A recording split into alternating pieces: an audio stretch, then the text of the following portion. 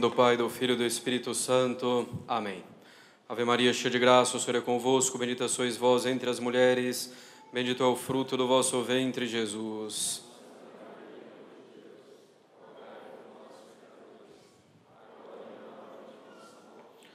Podem sentar-se. Estamos hoje na oitava da Páscoa, o domingo Inalbis, assim chamado, porque aqueles que eram batizados na vigília da Páscoa permaneciam com uma roupa branca, uma roupa alva, durante os 8 dias até o domingo seguinte. Então, quando retiravam essa roupa branca. Então, domingo em branco, assim é conhecido o domingo da oitava da Páscoa. Finalmente, gostaria ainda de reiterar o nosso aviso quanto às falsas soluções.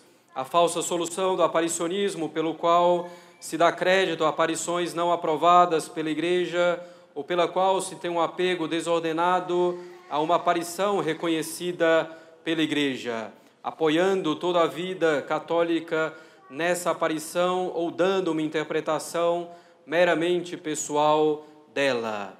A falsa solução do culto de personalidade, colocar uma pessoa em substituição à hierarquia da Igreja e ao seu magistério e colocar o pensamento dessa pessoa como a solução de todos os problemas, chegando às vezes mesmo a um culto completamente desordenado pela pessoa.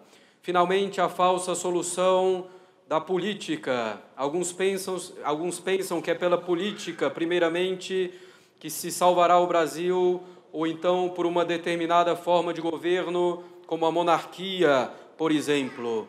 Uma grande ilusão, ainda mais quando vemos esses movimentos políticos, também o monarquista, se associando claramente com entidades anticatólicas, como a maçonaria, ou se associando com ideias contrárias à doutrina constante da Igreja, como é o liberalismo, mesmo o liberalismo econômico, que simplesmente aplica as ideias perversas do liberalismo geral à economia, colocando-a como independente da moral. A solução, nunca é demais lembrar, é a doutrina católica claramente afirmada, defendida e vivida em todos os seus pontos, sem concessões. E assim influenciando todos os campos da vida humana, também a política, ainda que em processo lento. A história nos mostra que é assim.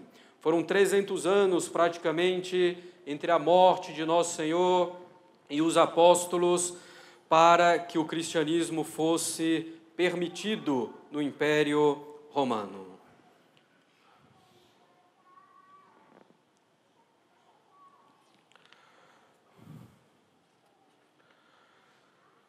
Dominus meus et Deus meus, meu Senhor e meu Deus.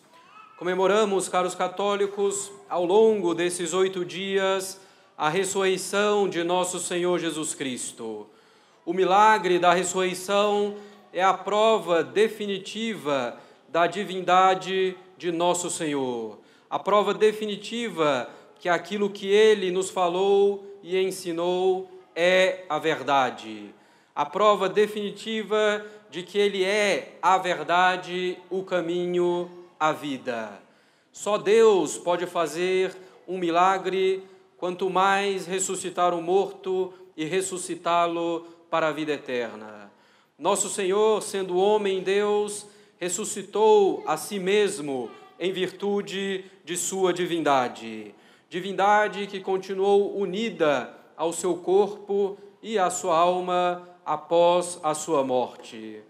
Sendo a ressurreição de nosso Senhor a prova definitiva de sua missão divina e de sua divindade, sendo sua ressurreição um argumento irrefutável de que devemos crer naquilo que Ele disse e praticar aquilo que Ele nos ensinou, muitos, ao longo da história, quiseram negar a ressurreição do Salvador. Quiseram negá-la a fim de poderem continuar a seguir suas próprias paixões, suas próprias invenções. Não há escolha caros católicos, ou Cristo ressuscitou e é Deus e devemos, consequentemente, segui-lo, ou ele não ressuscitou e, nesse caso, vã seria a nossa fé, como nos diz São Paulo. É óbvio que a ressurreição de Cristo é um fato certo. Para compreendermos isso, é preciso saber, primeiramente, que a morte de nosso Senhor é um fato certo e não somente uma aparência, como disseram alguns.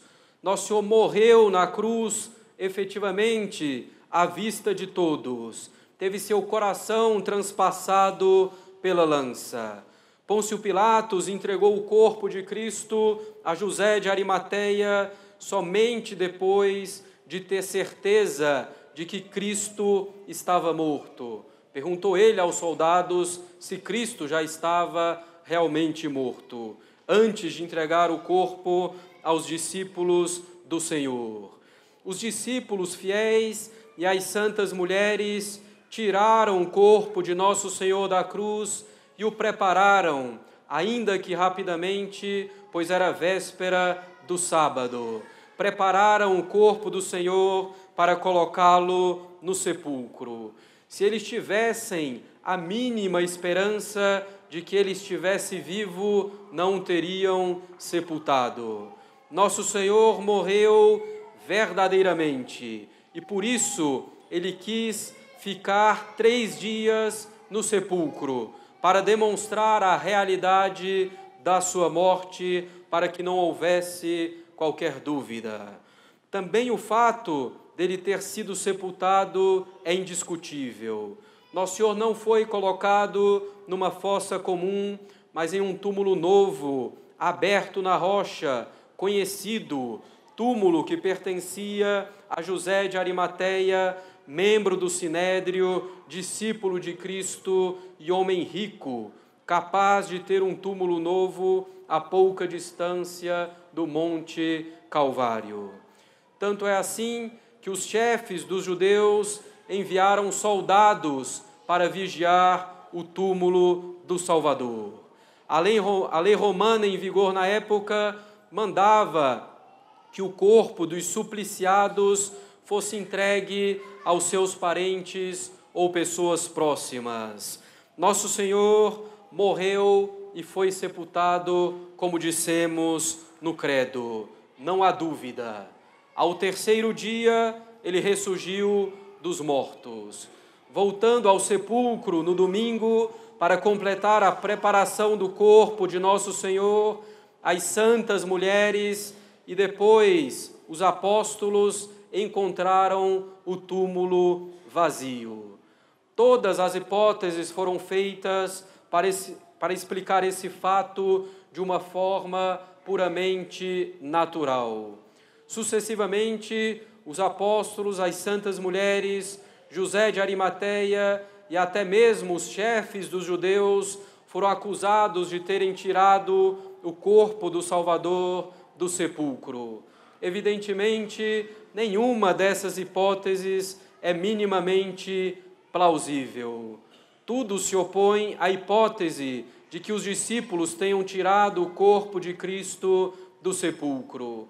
Durante a paixão e morte de Jesus, eles o abandonaram, fugiram com medo de morrer e nosso Senhor ainda estava vivo. Agora que Cristo está morto, teriam eles a coragem para enfrentar os soldados e tirá-lo do sepulcro? Certamente não. Além disso, o fato de levar o corpo de um lugar para o outro era uma profanação proibida pela lei mosaica, lei ainda observada pelos discípulos. Os soldados, com medo de serem castigados, disseram que os discípulos haviam tomado o corpo de Cristo enquanto eles estavam dormindo. Mas se os soldados estavam dormindo, como poderiam saber que os discípulos tiraram o corpo de Cristo do sepulcro? A mentira, evidentemente, aqui é evidente. O corpo do Mestre não foi tirado pelos discípulos, nem pelos chefes dos judeus. Se os chefes dos judeus tivessem tirado o corpo de Cristo do sepulcro, bastaria expô-lo ao público, quando os apóstolos começaram a pregar a ressurreição de nosso Senhor.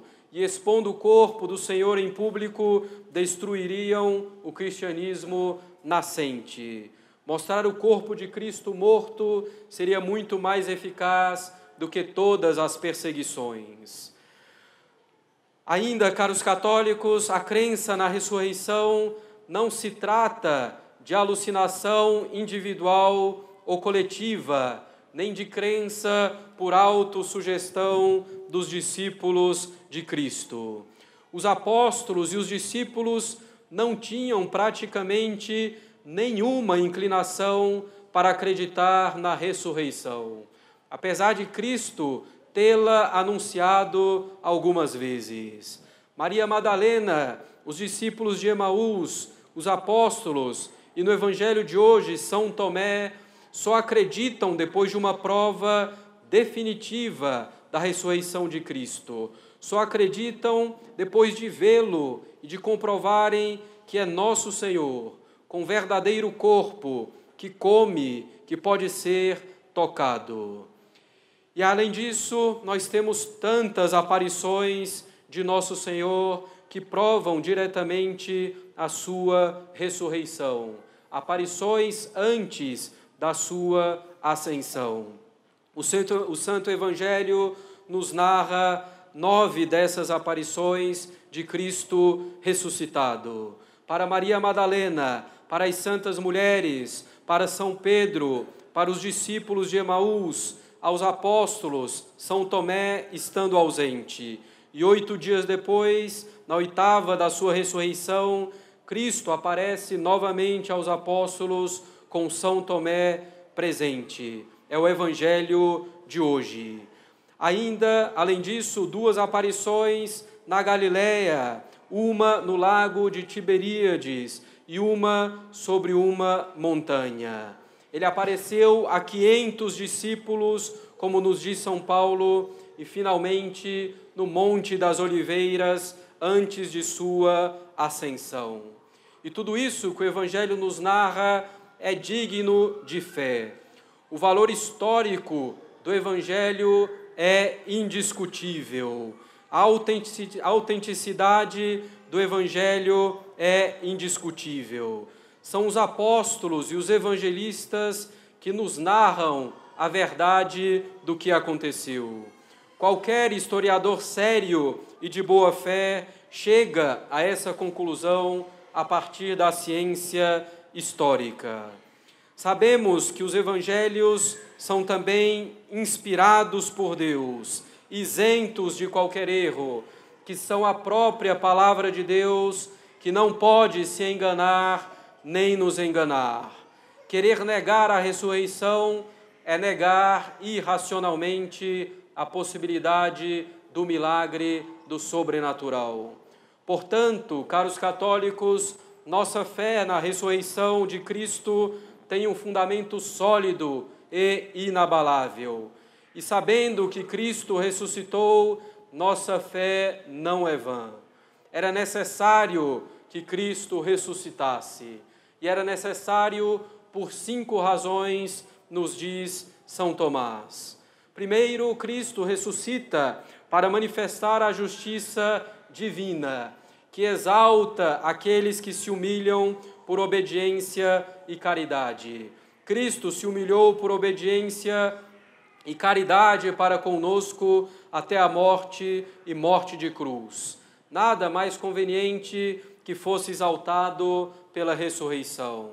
Segundo, ele ressuscita para que mudemos de vida, morrendo com Cristo para o pecado, ressuscitando com ele para uma vida nova, vida da graça, de virtude. Terceiro, Cristo ressuscita para nos dirigir às coisas do alto. Se ressuscitamos com Cristo para a vida da graça, arrependidos de nossos pecados, devemos buscar as coisas do alto, onde Cristo está sentado à direita de Deus Pai. Devemos apreciar as coisas do alto e não aquelas que estão sobre a terra, como diz São Paulo aos Colossenses. Em quarto lugar, Cristo ressuscita para auxiliar a nossa fé quanto à sua divindade. Aquele que ressuscita por seu próprio poder e ressuscita para não mais morrer é verdadeiramente Deus. Finalmente, ele ressuscita para nos encher de esperança, pois quando vemos Cristo, nossa cabeça, ressuscitar, esperamos também nós, seus membros, poder ressuscitar. E esperamos isso com grande confiança. Se Cristo é verdadeiramente Deus, caros católicos, e não há dúvida possível quanto a isso, se Ele é verdadeiramente Deus, como nos mostra o Santo Evangelho, e de modo particular, como nos mostra a sua ressurreição, confessemos com São Tomé: meu Senhor e meu Deus. É essa a conclusão do Evangelho: meu Senhor e meu Deus. Se Cristo é nosso Senhor e nosso Deus, como não segui-lo em todas as coisas? Como não segui-lo em todas as coisas com alegria e entusiasmo, mesmo nas cruzes? Se Cristo é nosso Senhor e nosso Deus, e Ele o é, precisamos agir em consequência, caros católicos. Precisamos aderir a Ele e à sua Igreja com toda a nossa inteligência, com toda a nossa vontade, com toda a nossa alma, com todo o nosso ser. É dessa adesão total a nosso Senhor que virá essa verdadeira paz que Cristo deseja 3 vezes aos seus discípulos no Evangelho de hoje. E poderíamos, caros católicos, chamar esse domingo do Domingo da Paz. Domingo da Paz de Cristo, que não é a falsa paz do mundo, que não é a paz do politicamente correto, do indiferentismo religioso, do relativismo, nem a paz do bom mocismo. A paz de Cristo não exclui o bom combate, mas o pressupõe. Essa paz de Cristo exclui, isso sim, o pecado e nos dá a tranquilidade pela graça santificante, pela ordenação de nossa vida a Deus. Para alcançar essa paz, precisamos do sacramento da confissão instituído por Cristo junto com esse desejo de paz. No Evangelho de hoje, recebei o Espírito Santo, a quem perdoardes os pecados, ser-lhes-ão perdoados. Para alcançar essa paz, morramos, caros católicos, com Cristo para o pecado e nasçamos novamente com Ele para a vida da graça, para a vida segundo a vontade de Deus. Para ter essa paz, confessemos com toda força e clareza que Cristo é Deus.